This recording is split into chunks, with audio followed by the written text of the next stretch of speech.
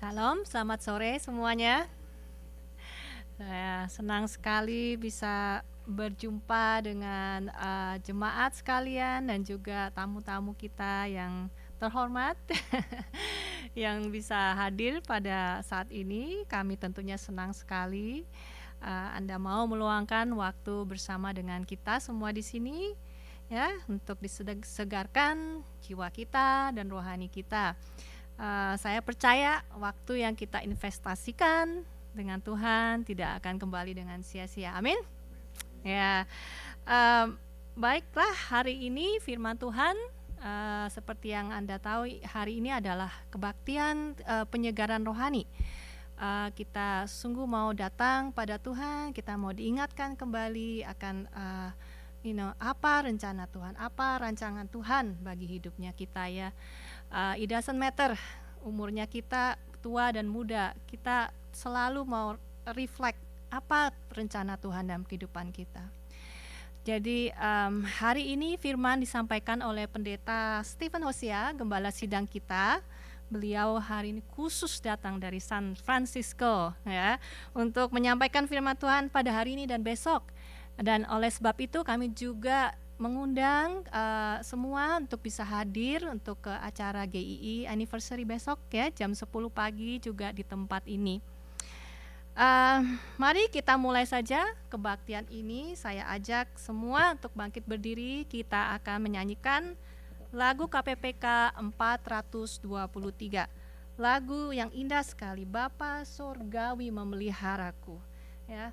Lagu ini sungguh mengingatkan kita, siapakah yang bisa kita andalkan dalam hidup ini? Siapa lagi kecuali Tuhan ya. Dalam situasi apapun, kita di dalam badai ataupun dalam laut yang tenang, hanya Tuhan yang bisa kita andalkan. Amin, saudara semua ya. Saya harap itu semua menjadi conviction kita sambil kita menyanyikan lagu ini. Mari kita nyanyikan Bapa Surgawi Memeliharaku.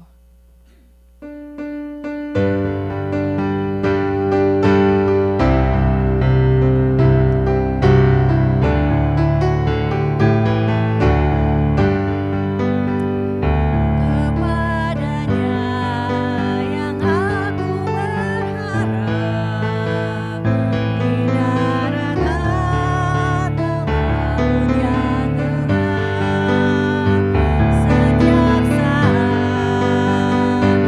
saat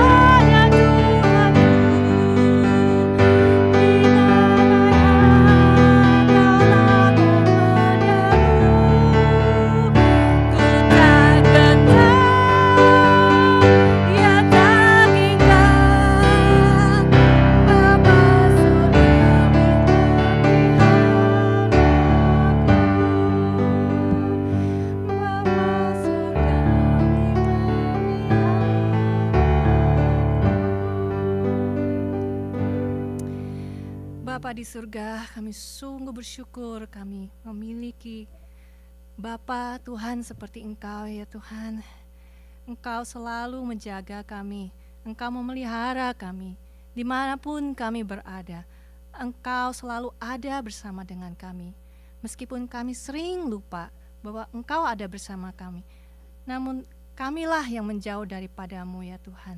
Dan Engkau yang akan selalu ada bersama kami. Itulah janji-Mu, sehingga kami tidak perlu takut dan tidak perlu gentar, karena Engkau ada memelihara kami.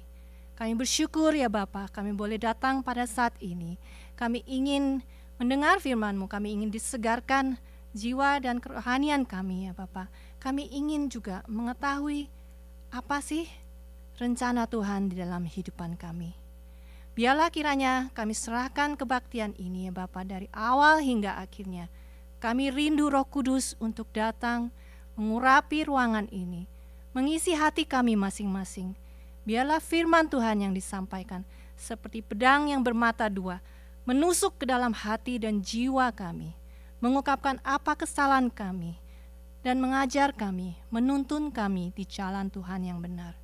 Kami serahkan ya Bapa semua rangkaian acara ini, dan juga kami mohon ampun akan segala kesalahan kami ya Bapa, agar kami boleh layak datang ke hadirat-Mu.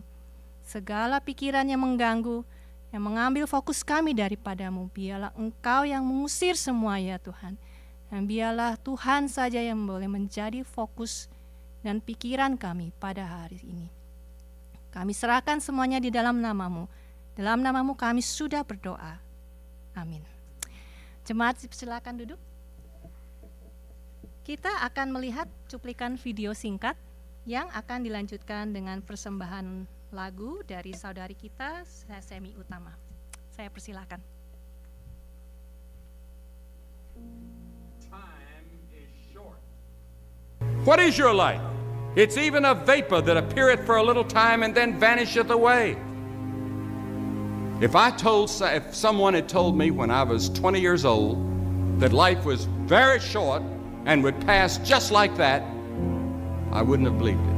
And if I tell you that, you don't believe it either. I cannot get young people to understand how brief life is, how quickly it passes.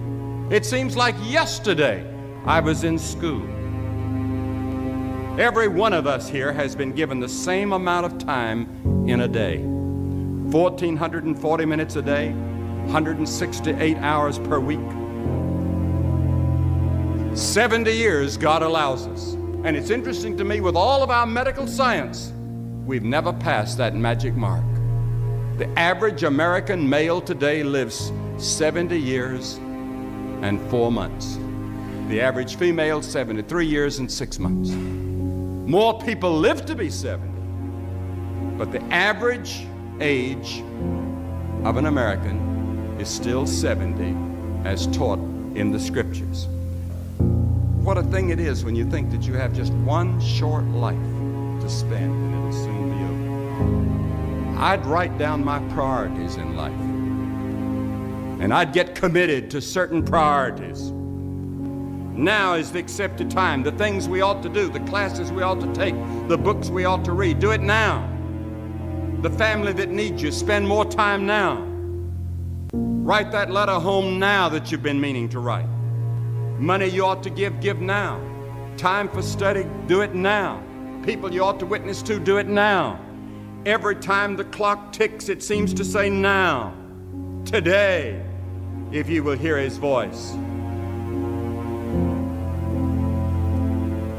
There may not be a tomorrow for you and for me, because there's a warning to time. Time is running out for all of us. Time is too short for indecision and vacillation. Do not halt between two opinions. Fools say that time is long. Every morning we have 86,400 seconds to spend and to invest. And each day the bank named time opens a new account for you and for me. It allows no balances and no overdrafts. If you fail to use the day's deposits, the loss is yours. The Bible says, redeem the time, because the days are evil, and the days in which we're living are very evil. If there was ever a time for the gospel that can transform the human heart, it's now. Jesus said, as long as it is day, we must do the work of him that sent us. The night is coming when no man can work. The night is going to come in your life. Yet there was a serenity about the work of the Lord Jesus. It's the quality of life, not the length. Jesus only had 33 years, and it ended on the cross. To the world, he was a failure at that moment. Yet at the end of his life, he said, I finished the work that thou gavest me to do. It doesn't matter whether you live another year or 2 years or 5 years. Will your work be finished? Is there a quality to it? Is there a dedication to it? Suppose all of our members tithe their time to witness for Christ as we tithe our income for the church. Fill your heart with the Word of God. I've found that those who know the Scriptures are the ones that have the power today. But we need men and women who walk with God. And if you do that, you too can finish the work that God gave you to do, and help us to realize the brevity and the urgency of time. And may we invest what little time we have in the kingdom of God.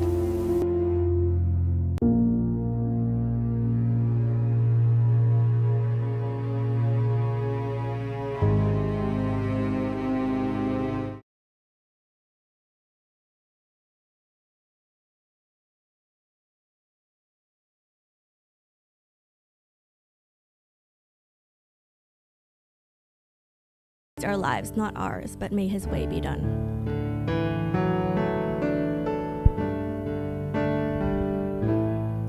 Saat ku berjalan, kasih-Mu menerangi langkahku. Takut, takut, takut bimbang, karena ku tahu Kau bersamaku. Kau lebih tahu yang terbaik bagiku. Kau lebih sanggup pulihkan hidupku.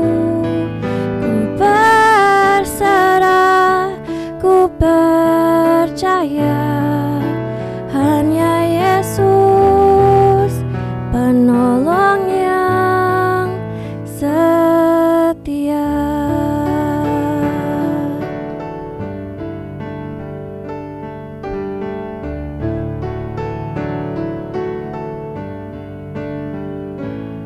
Saat ku berjalan, kasih-Mu menerangi langkahku.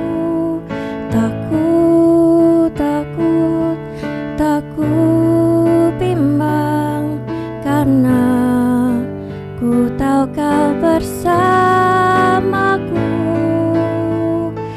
Kau lebih tahu yang terbaik bagiku. Kau lebih sanggup pulihkan hidupku. Ku berserah, ku percaya, hanya Yesus penolong yang setia. Kau lebih tahu yang terbaik bagiku. Kau lebih sanggup pulihkan hidupku. Ku berserah, ku percaya, hanya Yesus penolong yang setia. Hanya Yesus penolong yang setia.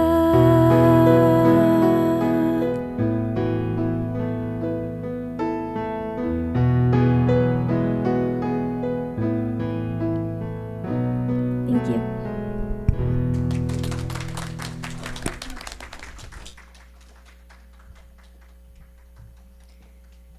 percaya video dan persembahan lagu tadi sudah bisa membawa jadi berkat bagi kita semua ya. Ya, puji Tuhan. Mari kita akan lanjutkan ke dalam pembacaan firman Tuhan yang hari ini diambil dari Yeremia pasal 1 ayat yang keempat sampai ke-10. Yeremia pasal ke-1 ayat 4 sampai 10. Yang juga bisa dibaca di layar. Ayat ini tidak terlalu panjang, jadi kita bisa membacakannya bersama-sama. Oke. Yeremia pasal 1 ayat keempat sampai ke-10. 2, 3. Firman Tuhan datang kepadaku bunyinya, sebelum aku membentuk engkau dalam rahim ibumu, aku telah mengenal engkau, dan sebelum engkau keluar dari kandungan, aku telah menguduskan engkau. Aku telah menetapkan engkau menjadi nabi bagi bangsa-bangsa. Maka aku menjawab, Tuhan Allah, sesungguhnya aku tidak pandai berbicara, sebab aku ini masih muda. Tapi Tuhan berfirman kepadaku, janganlah katakan aku ini masih muda, tetapi kepada siapapun engkau kutus, haruslah engkau pergi, dan apapun yang kau perintahkan kepadamu, haruslah kau sampaikan. Janganlah takut kepada mereka, sebab aku menyertai engkau untuk melepaskan engkau. Demikianlah firman Tuhan. Lalu Tuhan mengulurkan tangannya dan menjamah mulutku. Tuhan berfirman kepadaku, sesungguhnya aku menaruh perkataan-perkataanku ke dalam mulutmu. Ketahuilah, pada hari ini aku mengangkat engkau atas bangsa-bangsa dan atas kerajaan-kerajaan, untuk mencabut dan merobohkan, untuk membinasakan dan meruntuhkan, untuk membangun dan menanam. Amin. Demikianlah firman Tuhan. Berbahagialah mereka yang mendengar firman Tuhan dan menjalankannya. Nah, sebelum kita mendengarkan khotbah, kita akan menyanyikan lagu KPPK 340. Ya, Bila Kau Pernah Cinta Yesus. Lagu ini lagu yang menurut saya sangat indah dan sangat memanggil ya. Ini dari pendeta Stephen Tong. Lagu ini mengatakan, jika kamu pernah cinta Yesus, mengapa tidak cinta Dia sekarang ya? Kalau memang kamu sudah menjauhkan diri, dengarlah bahwa Bapa itu selalu memanggil. Dia berharap kita untuk lekas pulang. Saya rasa setiap hari dalam perjalanan hidup kita sebagai orang Kristen, kadang-kadang kita suka lupa dan menjauhkan diri. Dan panggilan ini tidak hanya untuk orang yang berdosa, tapi untuk juga kita semua. Setiap hari, setiap saat dalam kehidupan kita, kita bisa reflect ya. Bagaimana, apakah kita sudah meninggalkan Dia. Dan bila kau pernah cinta Yesus, haruslah lebih cinta. Mari kita akan menyanyikan lagu KPPK 340 ini, Bila Kau Pernah Cinta Yesus.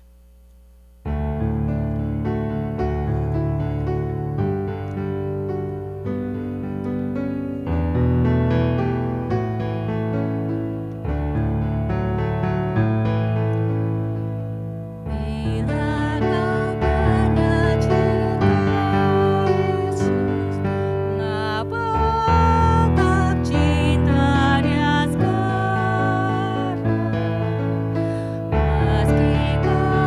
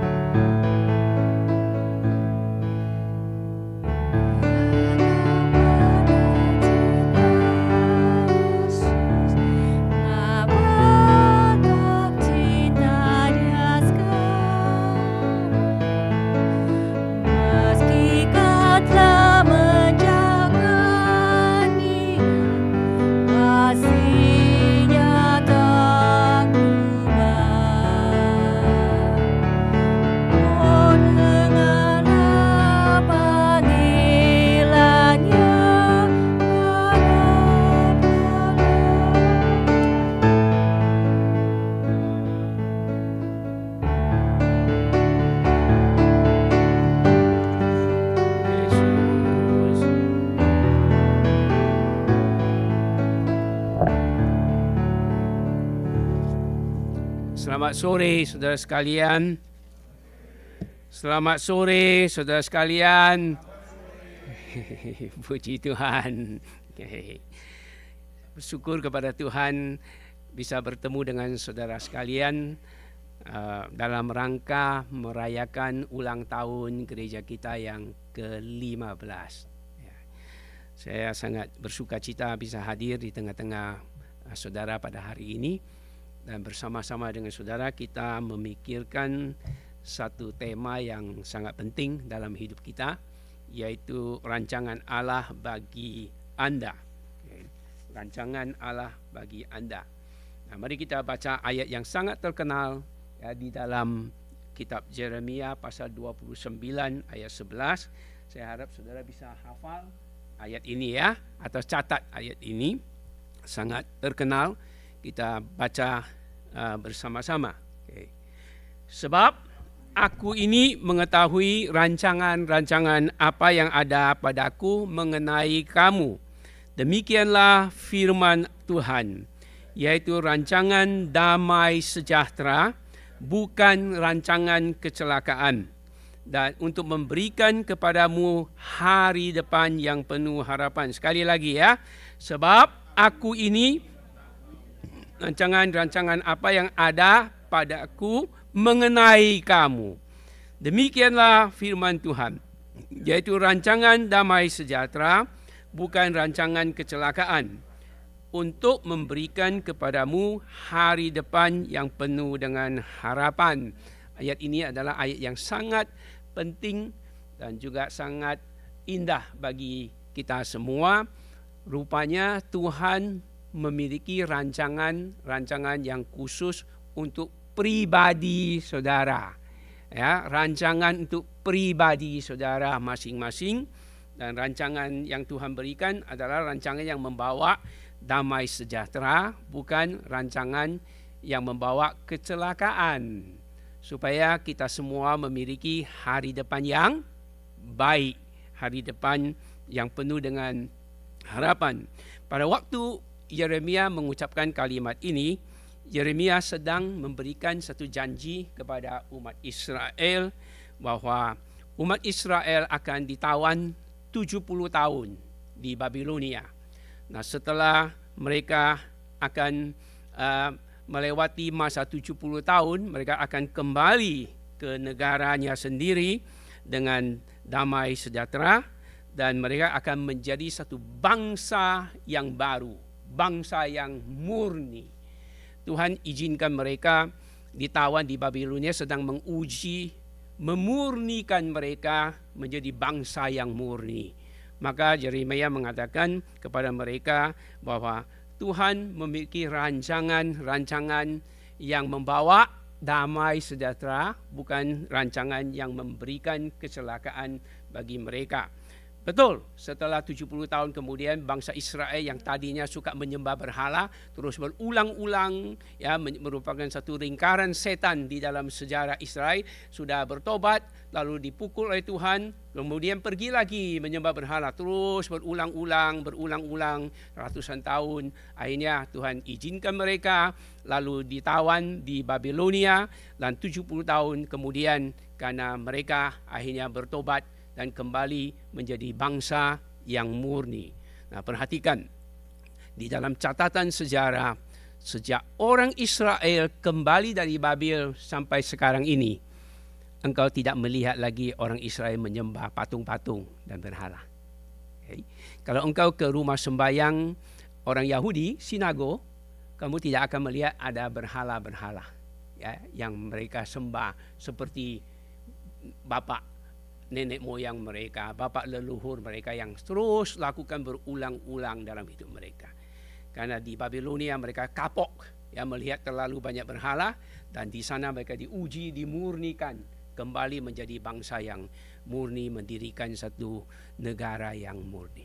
Maka Yeremia mengatakan kepada mereka, ya, rancanganku adalah rancangan yang membawa damai sejahtera dan memberikan hari depan yang indah dan hari depan yang penuh dengan harapan. Okay. Nah, kita akan melihat bahwa Tuhan juga mempunyai rancangan dalam hidup saudara secara pribadi. Tuhan mempunyai rencana yang khusus di dalam hidup saudara sehari-hari dan juga sepanjang hidup saudara. Maka hari ini kita akan melihat bahwa Tuhan itu baik, Tuhan punya kemurahan dan penuh dengan anugerah di dalam hidup kita masing-masing. Hari ini sebagaimana kamu ada, seperti Rasul Paulus mengatakan, itu semua adalah anugerah Tuhan. Amin. Amin. Nah, bagaimanakah Allah mewujudkan rancangannya di dalam hidup kita? Bagaimanakah Allah mewujudkan rancangan dalam hidup kita? Ada 3 tahap. Tahap pertama adalah Allah memanggil dan Allah memilih kita. Ini merupakan tahap yang pertama. Lalu kita melihat panggilan Tuhan dan pilihan Tuhan dalam contoh Yeremia. Yeremia dipanggil, yang pertama, Yeremia dipanggil menjadi seorang nabi. Lalu firman Tuhan datang kepadaku. Di sini dikatakan, firman Tuhan datang kepadaku bunyinya. Sebelum aku membentuk engkau dalam rahim ibuku, aku telah mengenal engkau, dan sebelum engkau keluar dari kandungan, aku telah menguduskan engkau, aku telah menetapkan engkau menjadi nabi bagi bangsa-bangsa. Pada waktu Tuhan memanggil Yeremia berumur kira-kira 20 tahun. Sangat muda sekali. Lalu kita harus tahu Yeremia adalah keturunan imam. Kalau dia adalah keturunan imam, otomatis dia akan menjadi imam. Dan dia akan mewariskan jabatan imam seperti yang dilakukan oleh ayahnya. Tapi Tuhan punya rencana yang berbeda, betul? Tuhan tidak punya rencana supaya Yeremia menjadi imam. Tuhan mau Yeremia menjadi nabi. Itu maka Tuhan berkata sama Yeremia, sebelum engkau lahir atau sebelum engkau terbentuk di dalam kandungan, aku sudah mengenal engkau. Aku sudah mengasingkan engkau. Dan aku sudah menetapkan engkau. Jadi apa? Nabi. Jadi nabi lebih sulit daripada jadi imam. Karena jadi nabi itu banyak pakai mulut, menegur, betul? Memanggil, menyampaikan firman Tuhan, mendapat banyak serangan, banyak tantangan, banyak kesulitan. Bahkan pun aniaya. Dan Yeremia dianiaya. Yeremia juga mau dibunuh. Ini panggilan yang paling sulit bagi Yeremia. Tapi Tuhan punya rencana khusus untuk Yeremia, maka Tuhan kasih tahu, sebelum engkau lahir, saya sudah tahu siapa kamu. Jadi sebelum engkau lahir, sebelum engkau ada di dalam kandungan, Tuhan sudah tahu siapakah kamu hari ini. Tuhan sudah tahu. Dan Tuhan kalau tahu, Tuhan asingkan kamu, set you apart, asingkan kamu, khususkan kamu. Untuk apa? Untuk rencana Tuhan. Lalu Tuhan tetapkan kamu jadi apa? Tuhan tetapkan kamu mungkin jadi seorang engineer, mungkin jadi hamba Tuhan, jadi dokter, jadi apa saja yang sekarang kamu wujudkan dalam hidup saudara. Jadi Tuhan punya rancangan di dalam hidup kita secara khusus, seperti Tuhan punya rancangan khusus di dalam hidup Yeremia. Maka Tuhan memberikan dia jaminan, assurance. Yeremia, aku panggil engkau menjadi nabi, dan aku meyakinkan engkau bahwa sebelum engkau lahir aku sudah tahu engkau, dan aku asingkan engkau, dan aku juga menetapkan engkau menjadi nabi. Nah, ini adalah satu rencana Tuhan secara khusus untuk Yeremia. Tuhan juga punya rencana secara khusus untuk saudara. Lalu Tuhan asingkan saudara sehingga saudara bisa menjadi alat Tuhan untuk dipakai oleh Tuhan. Ini yang pertama. Lalu yang kedua, contoh yang kedua kita juga melihat adalah contoh Rasul Paulus. Ada mirip di sini. Rasul Paulus, Tuhan juga punya rencana khusus memilih Rasul Paulus dan juga memanggil Rasul Paulus menjadi seorang rasul ya untuk memberitakan Injil. Mari kita baca ya bersama-sama. Tetapi waktu Ia yang telah memilih aku sejak kandungan ibuku dan memanggil aku oleh kasih karunia-Nya, berkenan menyatakan anaknya di dalam aku, supaya aku memberitakan dia di antara bangsa-bangsa yang bukan Yahudi. Jadi Rasul Paulus mengetahui bahwa rupanya Tuhan sudah memiliki rencana dalam hidup dia. Sebelum dia dipanggil menjadi rasul, dia adalah seorang penganiaya Kristen, betul kan? Ya.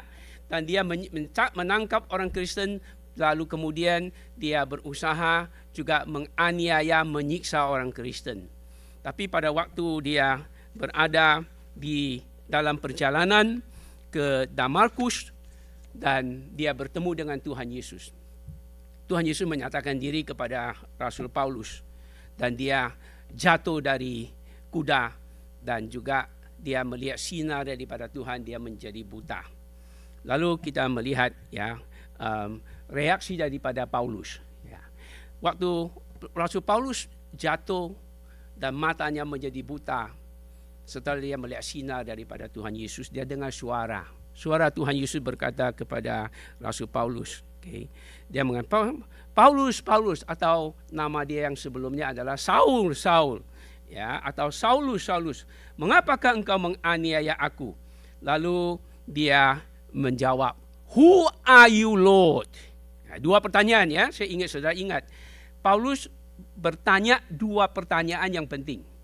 Pertama-tama dia bertanya kepada Tuhan Yesus, Who are you, Lord? Siapakah engkau, Tuhan? Lalu jawaban Yesus kepada dia, Aku adalah ya Tuhan orang Nazaret, Yesus orang Nazaret yang engkau aniaya. Jadi jawaban Yesus pertama-tama ya merupakan suatu jawaban bagi Paulus bahwa dia adalah Tuhan yang dia aniaya, Tuhan Yesus penyelamat yang dia aniaya. Nah, pada waktu Paulus mendengar suara Yesus, jawaban Yesus pada waktu itu, maka Rasul Paulus menerima Tuhan Yesus.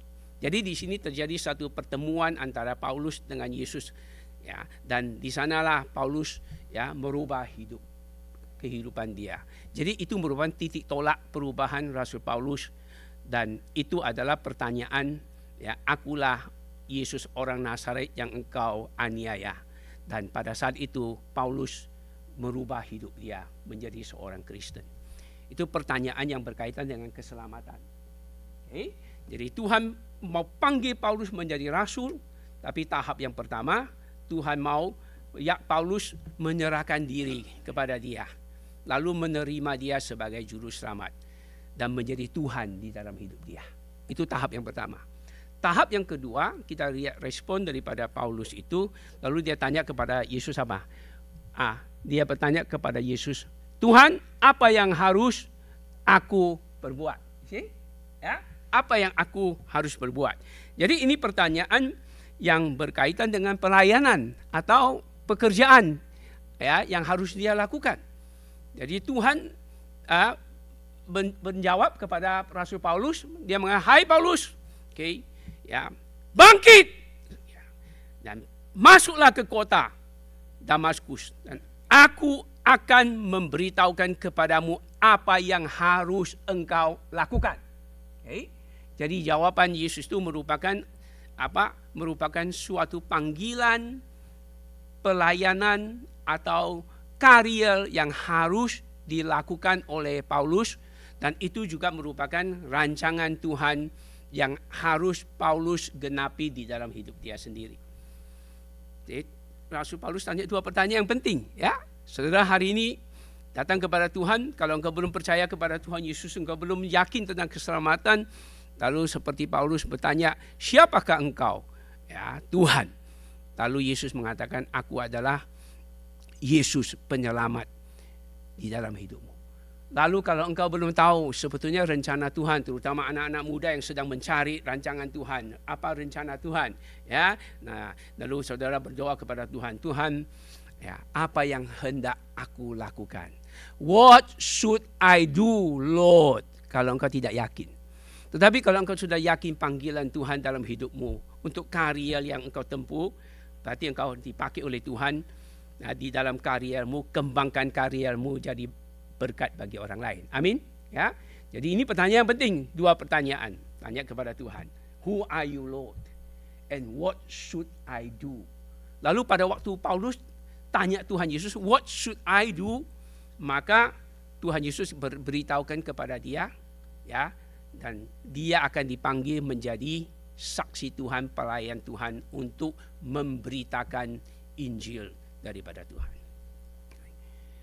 Tanya kepada Tuhan hari ini, apa yang harus aku lakukan? Kalau engkau belum yakin dan belum jelas, Tuhan akan tunjukkan jalan, pimpin engkau sehingga engkau bisa memenuhi rancangan Tuhan di dalam hidupmu sendiri. Okay. Dan ini 2 hal yang menjadi respon daripada Paulus. Maka Tuhan punya rancangan bagi kita masing-masing itu sangat berbeda. Enggak semua dipanggil jadi pendeta, ya, tidak. Ya. Seperti saya dipanggil menjadi pendeta pada waktu saya umur 13 tahun, saya menghadiri ikutin satu retreat di Danau Toba, dan waktu pendeta khotbah tentang pertobatan dan panggilan untuk menyerahkan hidup, saya tampil ke depan, maju ke depan, saya menerima Tuhan Yesus, hidup saya berubah. Ya, mulai saat itu berubah.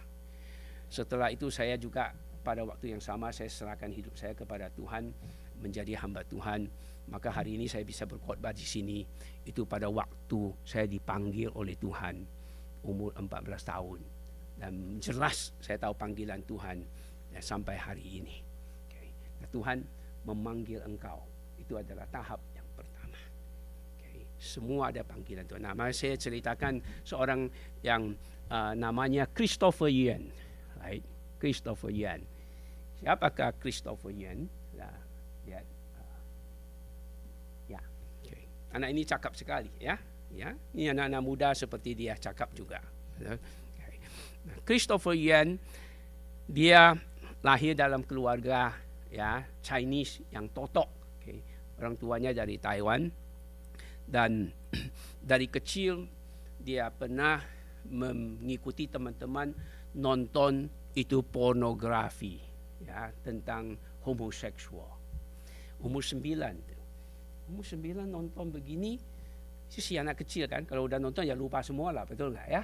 Namanya umur 9, kau mana bisa ingat hal-hal kayak begini. Oh, rupanya pornografi itu sangat mempengaruhi pikiran kita dan pikiran anak yang umur 9 tahun. Setelah dia nonton, dia pikir ya dia bisa lupakan semua, rupanya tidak. Jadi film itu sangat mempengaruhi dia sampai dia mulai bertumbuh jadi remaja. Dia rasa dia punya kecenderungan seks itu ada sedikit enggak normal, berbeda. Dia bisa cenderung kepada wanita, juga bisa cenderung kepada laki-laki. Dia usahakan abaikan, tetapi makin abaikan makin ingat dia. Akhirnya umur sudah remaja, dia makin condong mendekati dengan laki-laki sampai dia umur 20 tahun. Lalu dia masuk ke sekolah dentis, ya, menjadi dokter gigi. Lalu dia tinggalkan orang tua, pergi ke Atlanta. Setelah waktu dia berpisah dengan orang tua, pagi hari dia pergi ke sekolah, malam dia pergi ke klub, naik klub, lalu ketemu laki-laki, adakan hubungan. Kemudian dia tahu hal ini harus dia ceritakan kepada orang tua. Waktu dia membuka rahasia itu kepada orang tua, orang tuanya marah, kecewa, dan juga merasa malu, ya, melihat anak saya menjadi gay begitu dan hidup malam. Dan dia mereka sangat kecewa sekali pada waktu itu. Akhirnya mereka ya mengkucilkan dia, maka dia meninggalkan orang tua dan dia sedang sekolah, hidup malam tiap hari. Akhirnya dia juga bukan saja jatuh dalam perbuatan homoseksual setiap hari, setiap malam, tapi dia juga jual obat-obatan, jadi ikutin orang-orang gangs untuk jual beli obat-obatan marijuana, dan akhirnya dia menjadi kepala geng, jadi kaya dia. Cuma bertahun-tahun hidup dalam kegelapan, akhirnya mama papanya selalu berdoa, Tuhan kasihani anak saya, ampuni dia, selamatkan dia. Setiap hari berdoa, berpuasa. Lalu satu hari dapat kabar dia ditangkap, masuk ke penjara. Maka orang tuanya senang sekali kalau anak masuk penjara. Kenapa senang? Karena sejak anaknya masuk penjara tidak akan lakukan perbuatan seperti itu lagi. Ya. Jadi kemudian dia masuk penjara dan orang tuanya masih berdoa supaya Tuhan merubah hidup dia. Lalu waktu dia ditangkap 12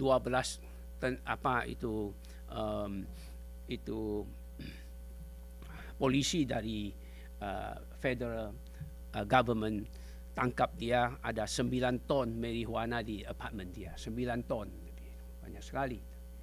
Nah, setelah dia masuk penjara, 3 hari kemudian dia sedang bersihkan itu penjara, dia lihat di tong sampah itu ada Alkitab. Hanya dia ambil Alkitab itu, dia baca kitab Markus. Waktu dia baca kitab Markus, dia ditegur oleh firman Tuhan bahwa apa yang dia lakukan itu adalah satu perbuatan yang berdosa di mata Tuhan. Lalu kemudian dia bertobat, dia meninggalkan dosa, dia kembali kepada Tuhan.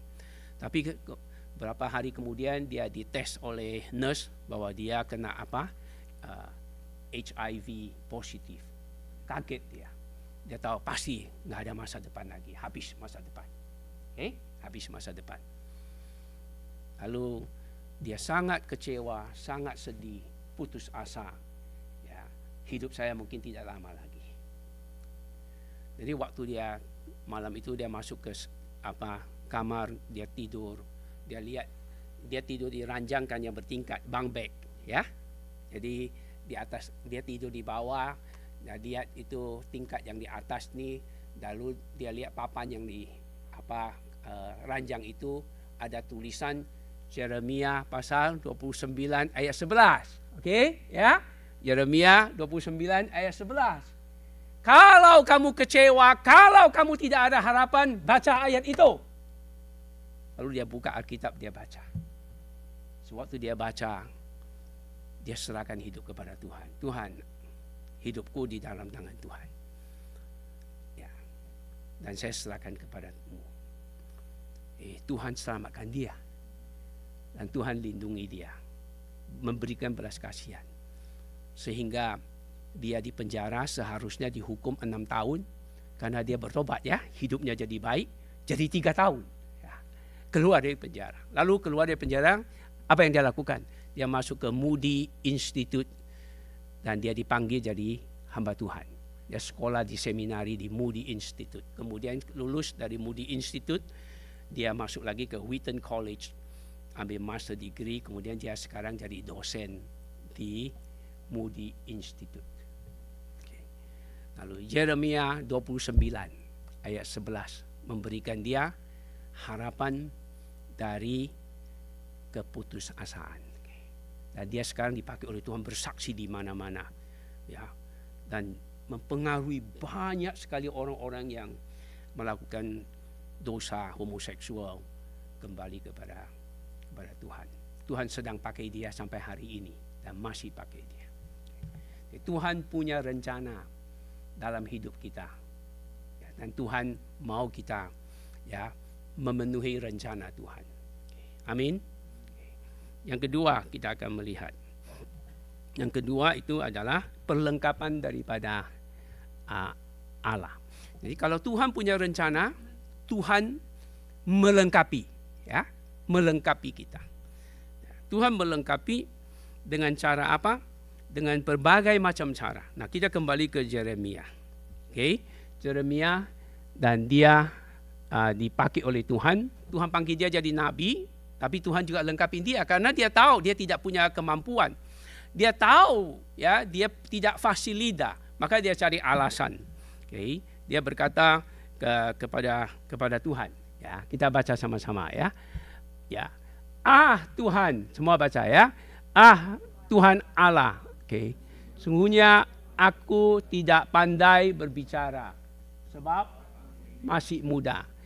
Janganlah takut sebab aku menyertai engkau. Lalu Tuhan tangannya dan menjamah mulutnya. Dan Tuhan berfirman kepadaku, sesungguhnya aku menaruh perkataan-perkataanku ke dalam mulutmu. Jadi Yeremia cari alasan. Tuhan, saya nggak pintar bicara. Okay? Ya, saya suruh orang lain saja. Dan saya tidak punya kemampuan. Biar orang lain saja. Kadang-kadang kita cari alasan ya. Kalau Tuhan panggil kamu layani, orang lain lebih pintar lah, orang lain lebih hebat, biar orang lain. Bukan nggak usah panggil saya lah. Ya. Kuncinya adalah kita mau atau tidak mau, bukan kita bisa atau tidak bisa. Jadi maksud saya waktu kita melayani Tuhan, bukan bisa atau nggak bisa. Tapi yang penting adalah mau atau tidak mau.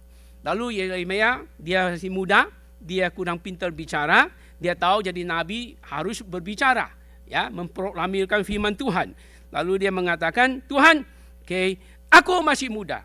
Lalu Tuhan mengatakan, jangan bilang kamu masih muda ya, Lalu Tuhan mengatakan, jangan takut, aku menyertai engkau. Itu adalah janji dan jaminan yang Tuhan berikan kepada Yeremia. Lalu Tuhan bagaimana lengkapi dia?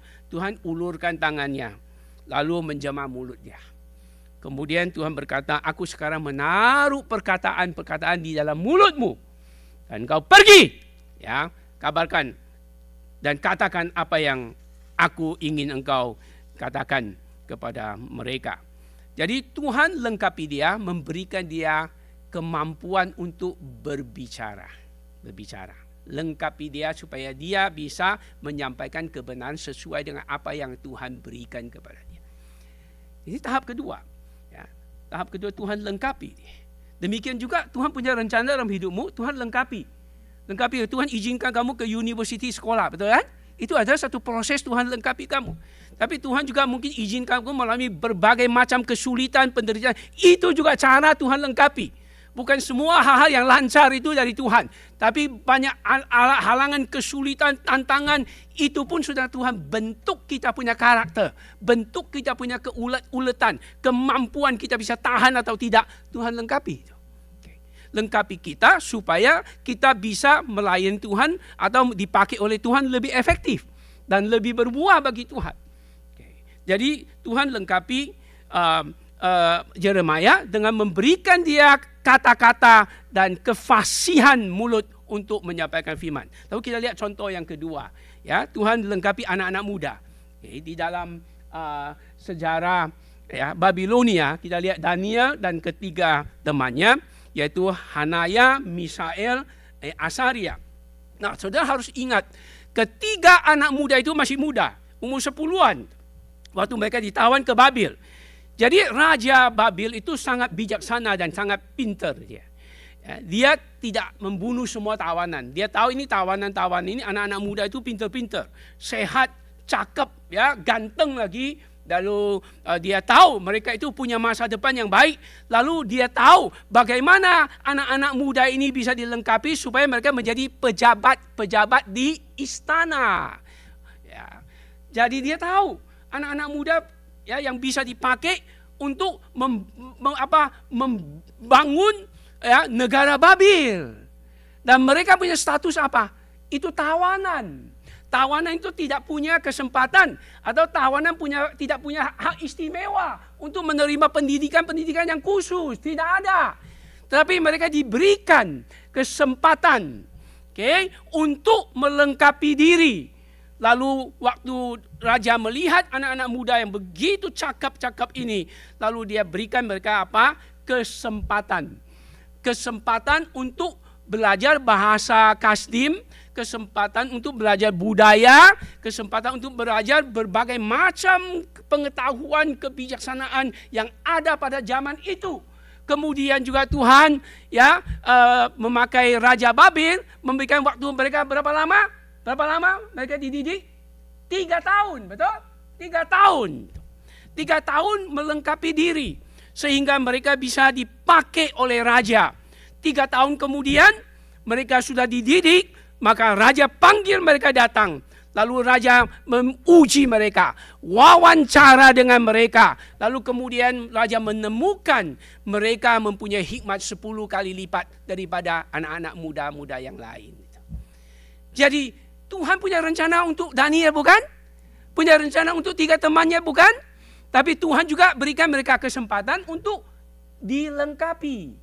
Maka Daniel dengan 3 temannya menjadi pejabat-pejabat yang dipakai oleh Tuhan di tanah kafir, bukan di tanah air mereka. Di tempat, di negara musuh. Dan mereka bisa menjadi pejabat dipakai oleh Tuhan. Ajaib tidak? Indah tidak? Orang seperti mereka ini sebetulnya tidak ada harapan jadi tawanan. Tetapi Tuhan punya rencana. Tuhan pakai mereka di tanah Babil menjadi saksi Tuhan. Mereka bukan saja secara pengetahuan mereka itu pandai, tapi secara iman mereka diuji. Akhirnya mereka itu bersaksi bagi Tuhan di tanah orang kafir. Sampai Raja Babil sendiri mau tidak mau mengaku bahwa ada Allah yang lebih berkuasa, Allah yang maha kuasa, dan Allah yang maha yang kita tahu, dan juga Allah yang luar biasa hebat itu adalah Allah yang dianut oleh orang-orang Yahudi, anak-anak muda ini, kan? Jadi Tuhan selalu lengkapi engkau. Saudara, ya, ingat di dalam segala kesulitan yang engkau hadapin, semuanya ini juga ada maksud Tuhan, dan Tuhan selalu melengkapi kita supaya kita menjadi orang yang lebih tabah, lebih sulit. Waktu saya datang ke Amerika sekolah, saya selalu bersyukur melihat anak-anak kita. Kalau engkau bisa sekolah dengan baik, orang tua bisa cukupi kemampuan saudara dengan baik, selalu bersyukur. Tapi pada zaman saya sekolah ke sini, tidak seperti saudara, ya, tidak seperti saudara. Okay. Ya, saya waktu datang, papa saya pinjam uang $6,000. Okay. Waktu itu harus ada cek jaminan. Papa saya nggak ada uang. Bagaimana bisa saya datang ke sekolah untuk lanjutkan studi saya di Azusa Pacific University? Dia pinjam uang, ya. Saya beli satu bank draft saya sebagai jaminan, saya datang sekolah. Lalu waktu mulai sekolah, ya, saya dikasih pekerjaan di sekolah untuk kerja di sekolah, ya, kerja di sekolah. Gaji yang paling rendah $3.35. Nah, itu yang paling rendah. 1 jam. Okay. Ingat itu. Lalu kerjanya apa? Pertama-tama kerja di dapur kafetaria, cuci piring. Setelah berapa bulan cuci WC 4 tahun. Ya, pekerjaan yang paling kotor itu cuci WC, ya, bersihkan dom 4 tahun. Okay. Nah, dari gaji saya 4 tahun itu naik sampai $4, sudah nggak naik lagi, nggak akan naik lagi itu. Okay. Nah, lalu uang yang papa saya kasih pinjam itu saya kirim balik kepada papa. Okay, kirim balik. Dan juga saya cari uang sendiri, sekolah sendiri, lalu berjuang sendiri sampai selesai studi S2 saya di sana. Tapi saya belajar satu hal, ya, ini adalah proses Tuhan lengkapi saya. Okay? Ya, saya tidak merasa gengsi. Orang Indonesia itu gengsi, tahu nggak? Ya, gengsi itu, gengsinya terlalu tinggi, dikit-dikit gengsi, gitu aja malu. Semua pekerjaan itu asal bukan pekerjaan yang berdosa, itu adalah pekerjaan yang baik. Amin. Ya, cuci WC pun itu kerja yang sehat dong. Bagi saya itu bukan pekerjaan yang malu, karena saya sudah nggak ada rasa gengsi lagi. Ngerti maksud saya? Okay? Ya. Kenapa? Karena semua pekerjaan kecuali kerja di kasino untuk, ya, jual beli obat narkoba itu berdosa, betul? Ya, itu tidak benar. Tapi kalau kerja apa saja, itu semua pekerjaan yang baik, itu adalah Tuhan lengkapi. Jadi Tuhan latih saya dalam hal-hal 4 tahun itu, sehingga saya bisa belajar bagaimana menghormati orang. Tiap kali saya melihat orang di bandaran, tiap kali saya datang ke bandaran, lihat orang sapu-sapu bersihin itu bandaran, cuci WC, saya ingat itu. Ingat deh, dulu saya juga ahli di sini, ya. Saya hebat itu, cuci WC, vacuum saya hebat. Okay. Saya menghormati mereka, ya. Dan juga Tuhan latih saya supaya saya bisa menjadi seorang yang lebih ulet di dalam menderita. Waktu memulai gereja 40 tahun lalu di San Francisco, dari kosong, mulai dari 2 orang sampai sekarang, itu Tuhan latih kita. Jadi Tuhan lengkapi. Berapa lama Tuhan lengkapi Musa? 40 tahun di istana, kasih dia pengetahuan. Tapi tiap hari cakpo, ya, makan enak-enak di sana, nggak tahu menderita. Lalu dikirim ke padang berantara, 40 tahun jadi gembala, betul kan? Jaga domba, 40 tahun. Supaya dia tahan dingin, tahan panas, tahan kotor, tahan semua. Itu waterproof, garbage proof, semua proof, betul? Ya kan? Ya, betul? Ya. Habis itu, sudah 40 tahun, barulah Tuhan kirim dia, bawa orang Israel keluar dari tanah Mesir, tinggal di padang berantara berapa tahun? 40 tahun juga, betul? Ya kan? Jadi Tuhan panggil dia, kasih dia pengetahuan hebat. Maka Musa punya pengetahuan itu hebat sekali. Semua pengetahuan yang paling canggih ada di Mesir, di istana. Tuhan lengkapi dia. Tapi lengkapi karakter dia. Supaya dia jadi ulet, kuat, tahan semua ya kesulitan. Lalu baru dia jadi pemimpin 40 tahun lagi, betul? Ya, inilah Tuhan lengkapi kita. Amin. Ya, Tuhan sedang lengkapi kita supaya kita bisa menjadi orang yang lebih besar dipakai oleh Tuhan. Mari kita lihat satu cerita. Ya, cerita ini sangat indah sekali. Siapakah ini? Namanya A.G. Taylor Morton. Nah, A.G. Taylor Morton ini lahir di keluarga yang sangat sedih. Ya, kalau kamu dengar latar belakang dia, kamu akan melihat orang ini nggak ada harapan. Tuhan kayaknya tega. Kok izinkan orang lahir seperti begini? Kamu tahu, papanya dia nggak tahu. Kamu tahu waktu dia lahir, jadi mamanya itu bisu dan tuli. Ya, mamanya itu diperkosa oleh seorang laki-laki, lalu hamil, lahirkan dia. Lalu dia nggak tahu papanya siapa. Habis perkosa, papanya sudah kabur, betul kan? Ya, lalu mamanya hamil. Hamil lahirkan dia. Lahirnya di mana? Di kebun, di belakang itu pohon-pohon. Siapa yang melahirkan, membantu melahirkan? Seorang nenek tua teman mamanya. Takut, malu. Ya, kalau diketahui orang lain dia lahir, nggak tahu papanya siapa. Ya, waktu dia lahir, mamanya miskin, kena stroke lagi. Dia dari kecil sudah kerja di mana? Di kebun kapas, cari uang untuk beli nasi kasih mama dan kasih dia makan. Lalu dia dibesarkan dalam keluarga yang begitu miskin, begitu ya tragedi hidup dia. Dia kecewa, putus asa, dan lihat anak-anak yang lain mereka hidup dengan enak. Dia dihina anak haram, dihina dia, dibuli. Dia kecewa, dia putus asa. Tapi dia satu hari dia ketemu pendeta. Lalu pendeta itu berkata kepada Aji, kamu mau mengeluh sampai kapan? Ya, kamu terus mengeluh. Kamu tahu nggak? Hidupmu itu adalah ada anugerah Tuhan. Tuhan punya rencana yang baik. Dia pakai Yeremia lagi, oke? Yeremia 29 ayat 11. Pendeta itu mengatakan Tuhan punya rencana yang baik bagimu. Rencana damai sejahtera. Sekarang tergantung kamu mau pilih. You mau jadi apa? You mau mengeluh terus hidupmu, atau you betul-betul mau tinggalkan, lepaskan diri, bangkitkan diri, lepas daripada keluhanmu, supaya kamu betul-betul bisa bebas dan berjuang. Okay. Waktu dia dengar pendeta pakai ayat Alkitab, Yeremia mendorong dia. Lalu dia terus berpikir, apa gunanya saya mengeluh terus? Kecewa sama Tuhan. Dia kecewa sama Tuhan. Kenapa hidup saya begitu, Tuhan? Lalu waktu dia didorong oleh pendeta, dia sadar. Sekarang saya mau bangkit. Saya mau berjuang. Lalu dia kerja keras. Dia sekolah dengan baik. Dan dia akhirnya lulus. Ya, dapat angka yang bagus sekali. Orang hitam dihina oleh orang putih zaman dia juga. Tapi dia orang hitam yang berhasil, studi berhasil, lalu dia dapat kerjaan di pemerintah. Nah, bertahun-tahun dia kerja di pemerintah. Ya. Lalu kemudian dia diangkat oleh Jimmy Carter yang jadi presiden, menjadi menteri ya keuangan. Okay. Ya. Lalu dia diangkat jadi menteri keuangan, dia bersaksi, who am I? Saya ini Azi, hidup saya datang dari latar belakang demikian. Tapi Tuhan punya kebaikan. Jangan bandingkan diri sama orang lain. Ya, jangan melihat orang lain dengan kamu bedakan, tetapi bersyukur sama Tuhan. Akhirnya dia berhasil. Bukankah Tuhan izinkan hal itu sedang menguji dia supaya dia tetap kuat? Okay. Ya, segala hal ada rencana Tuhan. Okay.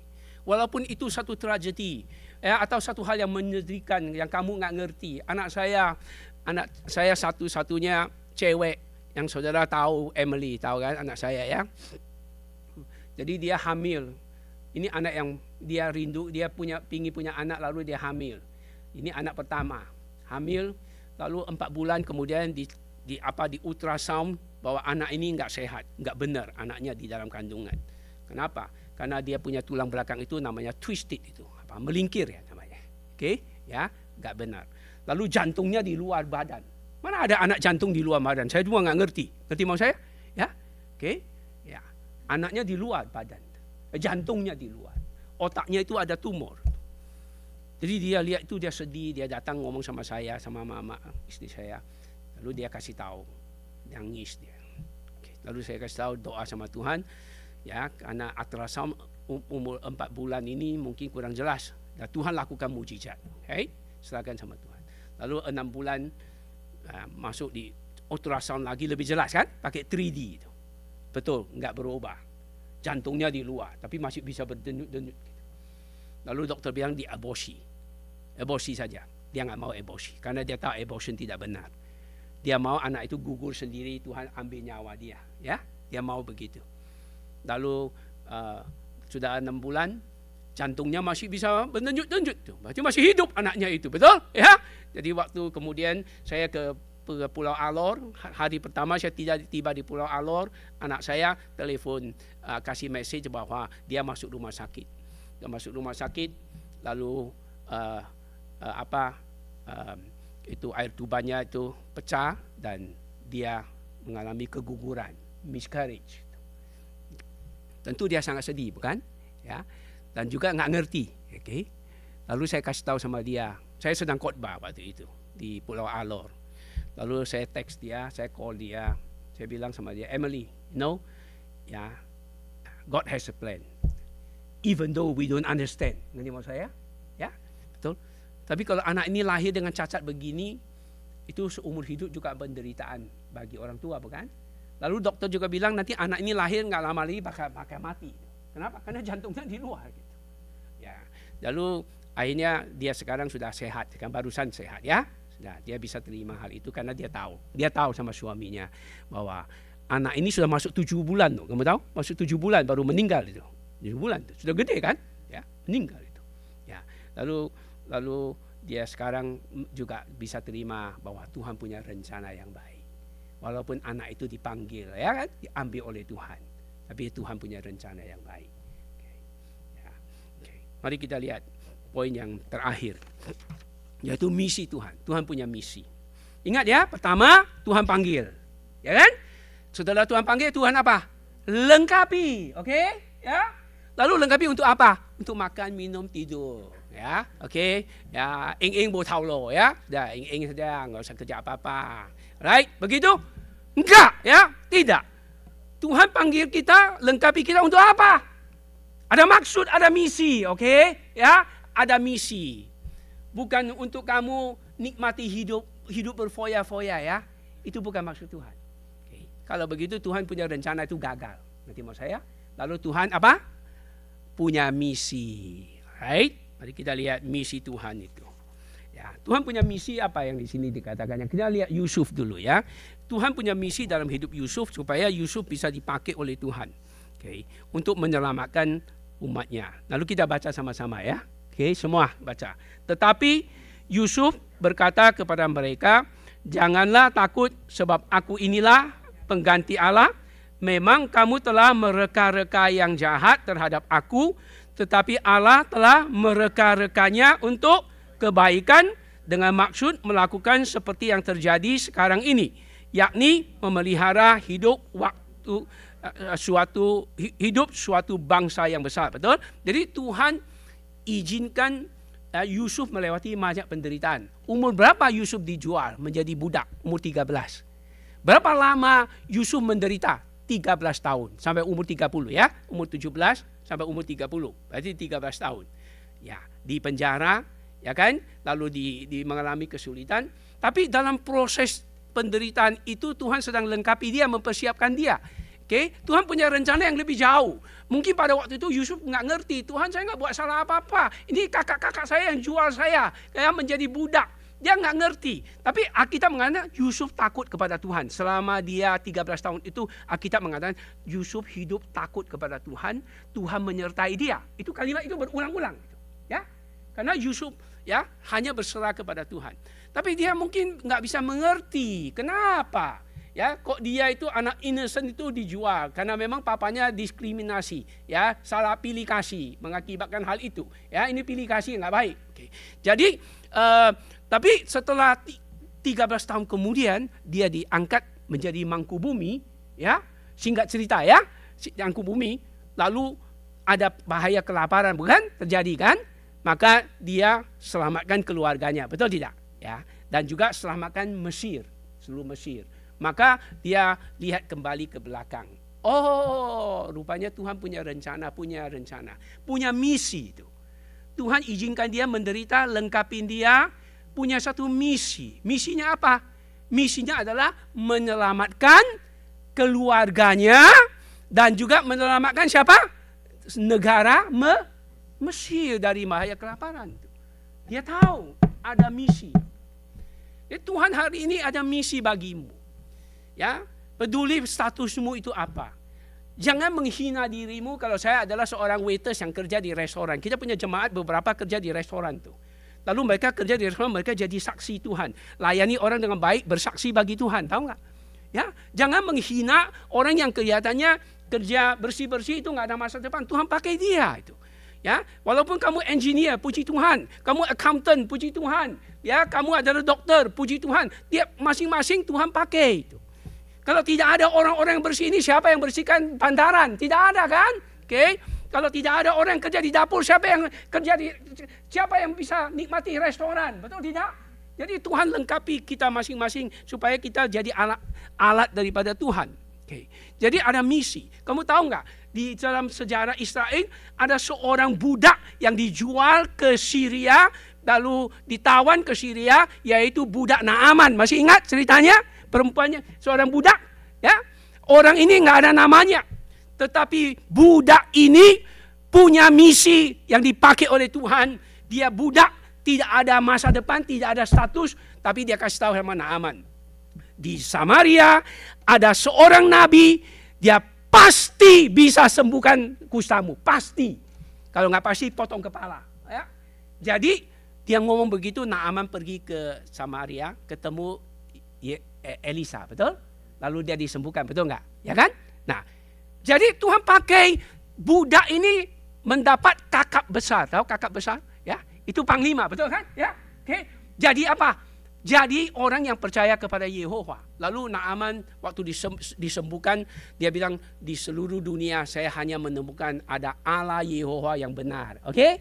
Lalu dia pulang ke tanah Syria, dia jadi saksi. Kasih tahu kepada raja, kepada orang lain bahwa ada Allah yang benar di Israel, bukan di Samaria, bukan di Syria, bukan di negara dia sendiri. Oke? Jadi saksi Tuhan. Lalu kita lihat contoh yang terakhir, yaitu apa? Kita lihat contoh terakhir ya, yaitu Rasul Paulus. Ya, Paulus punya misi. Ya, misi Paulus itu apa? Di sini dikatakan Tuhan panggil Rasul Paulus menjadi apa? Menjadi pelayan dan saksi. Ya. Menjadi pelayan yang saksi untuk menyaksikan kebesaran Tuhan. Jadi di sini ingat ya, selain Yusuf, Paulus, Musa dan lain-lainnya, Tuhan lengkapi kita, punya rancangan dalam hidup kita, itu ada misi yang Tuhan mau kita lakukan. Mungkin engkau sudah retire, nggak apa-apa, kita banyak orang tua yang sudah retire. Itu juga ada misi, tahu? Banyak orang yang sudah retire dipakai oleh Tuhan. Ya, orang tua paling besar sumbangannya bagi gereja adalah apa? Doa. Ya, doa. Okay. Karena orang tua punya waktu selalu mendoakan gereja, doa untuk hamba Tuhan, doa untuk dunia. Dan nanti di surga orang tua punya jasa pahala lebih besar daripada pendeta. Okay. Ya, kenapa? Karena dia tiap hari siang malam berdoa, betul? Setia dalam pekerjaan Tuhan. Jadi Tuhan punya misi. Ya, bagaimana keadaanmu, statusmu apa? Tuhan punya misi di dalam hidup kita. Jadi kita mau genapi rencana Tuhan, maka engkau menjadi orang yang dipakai oleh Tuhan dan berhasil di mata Tuhan. Amin. Ya, kita tutup dengan satu cerita. Ya, cerita yang saudara sudah tahu siapa orang ini, ya, yaitu Nicholas, ya, Nick Vujicic. Tahu ya, semua orang tahu ya anak muda ini. Jadi anak si panggil dia Nick atau Nicholas ini, dia mengalami banyak penderitaan. Waktu dia lahir, dia tidak punya tangan, tidak punya kaki. Mamanya, papanya tidak bisa terima, nangis, ya, kecewa. Bahkan pun tidak berani peluk anak ini. Saking lihat anak itu tidak punya tangan, tidak punya kaki loh. Ya kan? Oke, mereka tidak bisa terima. Kok anak saya lahir begitu? Tapi pelan-pelan mereka mulai mengerti. Tuhan punya maksud, punya rencana dalam hidup anak itu. Nah, waktu mereka sadar hal ini, mereka berusaha untuk menerima anak ini. Ya, pupuk anak ini, latih dia. Kemudian setelah latih, anak ini dibesarkan, tapi anak itu terus punya rasa minder dan menganggap dia nggak punya harapan, dihina orang lain. Ini anak ini nggak punya tangan, nggak punya kaki. Umur 10 dia mau bunuh diri. Umur 10, gimana bunuh diri? Yaitu mau dia celupkan diri di bathtub. Tahu bathtub ya? Ya. Dia usahakan celupkan dirinya di bathtub mati, tapi diselamatkan dia. Lalu dia selain diolok-olok, dia rasa hidupnya nggak ada harapan. Tapi orang tuanya latih dia. Oke, satu hari orang tuanya kasih dia baca satu surat. Surat itu tentang seorang laki-laki yang cacatnya lebih hebat daripada dia. Oke? Ya, lebih hebat daripada dia. Dan juga cacatnya itu ya begitu berbeda, begitu parah. Lalu akhirnya dia melihat, bandingkan dia sama orang itu, bahwa orang ini masih bisa ya hidup dan juga masih bisa bertahan. Wah, dia sadar. Dunia bukan saya yang paling menderita. Masih ada orang lain. Nah, dia sadar. Setelah dia sadar, waktu itu umur 18 tahun, dia mulai masuk ke Bible study, dia kasih cerita, ya, kasih motivasi. Akhirnya dia masuk ke seminari juga, ya, dia sekolah. Dan akhirnya dia dipakai oleh Tuhan, dia ke seluruh dunia. Ya, sampai ke 69 negara. Pernah engkau sampai ke 69 negara enggak? Saya enggak pernah ya. Enggak pernah saya. Oke. Enggak tahu kapan, sampai mati pun saya belum pernah bisa sampai 69 negara. Oke. Lalu jutaan orang sekarang terus mendapat berkat, mendapat dorongan, percaya kepada Tuhan Yesus. Kalau dia tidak lahir cacat seperti ini, saya kira dia enggak akan terkenal seperti ini, betul tidak? Ya. Oke. Walaupun dia cacat, namanya bisa Tuhan berikan dia 4 anak loh. Lihat foto yang terakhir. Oke. Ya, teruskan lagi ya. Ya, Tuhan masih berkati dia itu. Okay. Nah, jadi Tuhan mau pakai seseorang dengan rencana Tuhan yang ajaib. Amin, ya. Jadi Tuhan punya rencana dalam hidupmu. Tuhan mau pakai engkau. Maukah engkau berkata kepada Tuhan, biarlah rencanamu terjadi di dalam hidupku dan biarlah hidupku kuwujudkan rencanamu. Ya, ini penting ya, hari ini engkau mau datang kepada Tuhan. Itu berkata, Tuhan, aku belum tahu apa rencanamu dalam hidup saya. Tuhan kasih tahu, mungkin melalui hamba Tuhan, melalui teman-teman, melalui orang lain, ya, melalui tuntunan Roh Kudus. Tuhan kasih tahu. Lalu kalau engkau sudah tahu rencana Tuhan dalam hidupmu, maukah engkau betul-betul wujudkan, jalankan rencanamu ya di dalam hidupmu supaya engkau berbuah bagi Tuhan, supaya engkau dipakai oleh Tuhan, supaya engkau menjalankan misi Tuhan, sehingga hidupmu tidak sia-sia. Waktu engkau bertemu dengan Tuhan, Tuhan akan berkata, engkau sudah berhasil. Oke? Ya, engkau sudah berhasil. Dan engkau sudah genapi apa yang aku rencanakan dalam hidupmu. Persis seperti Yesus. Tuhan punya rencana, dia datang menderita, mati. Waktu Yesus mati di kayu salib, dia mengucapkan satu kalimat apa? It is finished. Betul? Ya, artinya sudah selesai. Sudah berhasil. Right? Berhasil menggenapi rencana Tuhan. Okay? Mari kita berdoa. Ya. Okay. Kita berdoa. Saya berikan waktu kepada saudara 1 menit. Engkau dalam hati berdoa kepada Tuhan. Menunjukkan komitmen, respon saudara terhadap panggilan Tuhan. Dan juga siap mau dilengkapi. Siap untuk menjalankan misi Tuhan sesuai dengan rencana Tuhan dalam hidupmu.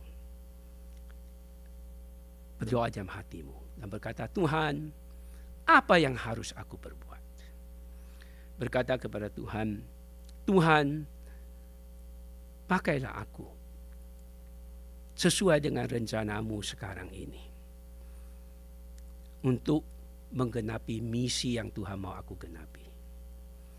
Seperti Musa, Yusuf, Paulus, Yeremia, Tuhan Yesus menyelesaikan rencana Bapa di dalam hidup dan keselamatan yang dia genapi.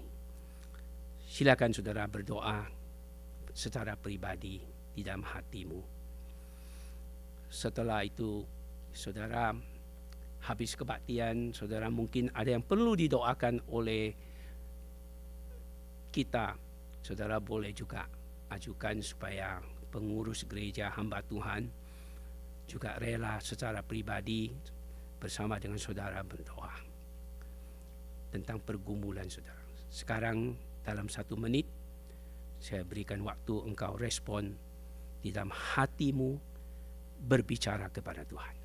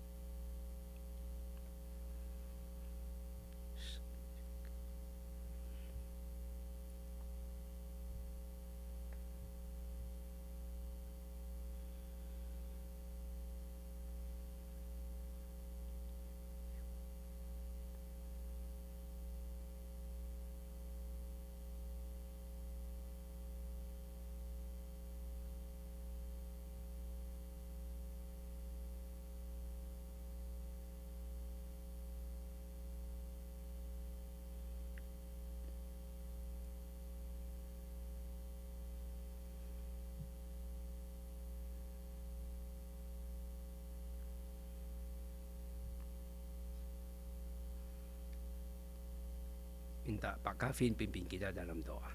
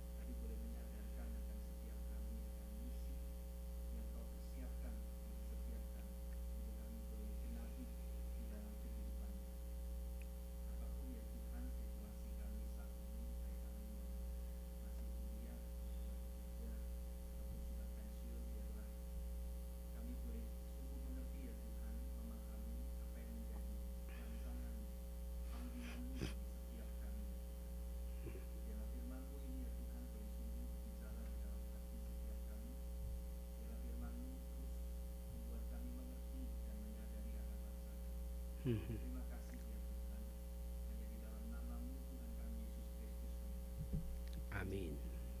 Thank you. Ya, serahkan kepada pemimpin.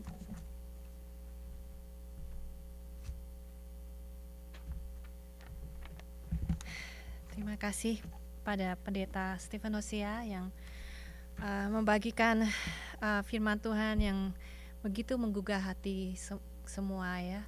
Semoga kita semua diberkati oleh firman Tuhan. Kalau saya sendiri melihat pengalaman hidup saya waktu pertama kali saya datang ke Amerika habis lulus sekolah komputer, mau kerja gitu ya, ambisinya mau kerja, buntut-buntutnya jadi ibu rumah tangga. Terus terang itu suatu hal yang susah untuk diterima oleh saya pribadi pada waktu itu, karena saya bukan sekolah untuk jadi ibu rumah tangga. Tapi kemudian setelah berpuluh-puluh tahun punya anak dan juga punya bisnis, saya bisa melihat bahwa itu ternyata suatu rencana yang paling indah buat saya. Saya sungguh merasakan dan bersyukur bahwa saya itu hidupnya seperti itu. Jadi ya itulah kadang tidak bisa mengerti apa rencana Tuhan. Namun kita percaya saja bahwa itu yang terbaik buat kita. Kita akan lanjutkan untuk berita gereja. Berita gereja, kami ucapkan selamat datang sekali lagi untuk orang-orang atau tamu yang baru datang, ya, welcome, terima kasih sudah datang di sini. Semoga juga besok bisa datang seperti yang tadi diberitakan bahwa besok kita akan ada acara celebration buat anniversary GII yang ke-15 besok jam 10 pagi di tempat ini, ya. Semoga kita semua bisa datang dan sungguh bersyukur, ya, merasakan berkat Tuhan yang begitu besar untuk gereja kita selama 15 tahun itu, ya. 15 tahun itu hal yang waktu yang tidak terlalu panjang, namun juga tidak terlalu belum singkat tapi juga tidak terlalu panjang. Namun saya percaya kita itu bisa eksis selama 15 tahun itu tuh adalah kehendak Tuhan dan ada maksud Tuhan dibuat untuk gereja kita, dan itu sebabnya kami sungguh bersyukur sekali, ya.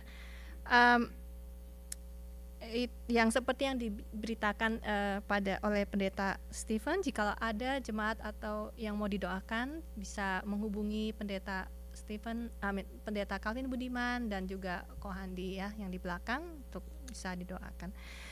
Begitu saja kita akan menutup kebaktian ini.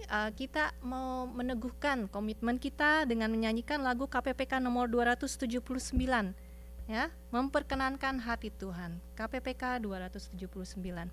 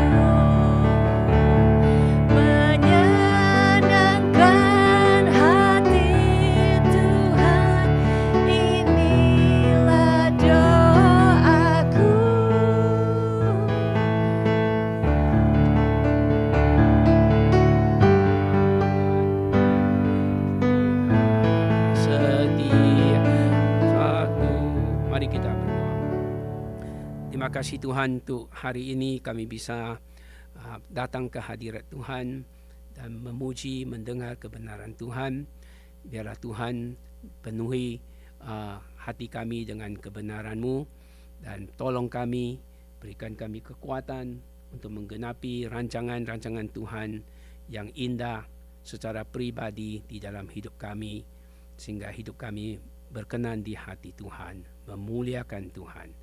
Terima kasih Tuhan, berkati fellowship kami selanjutnya, berkati makanan yang akan kami nikmati malam hari ini. Engkau membalas cinta kasih mereka yang menyediakan makanan ini dengan berkat Tuhan yang melimpah. Terima kasih Tuhan, siapkan hati kami datang pada hari esok untuk memuliakan Engkau, memuji Engkau atas segala berkat dan kebesaran pekerjaan-Mu yang ajaib di dalam gereja kami. Terima kasih Tuhan, dengar doa kami, dalam nama Tuhan Yesus kami berdoa. Amin. Silakan duduk, ya.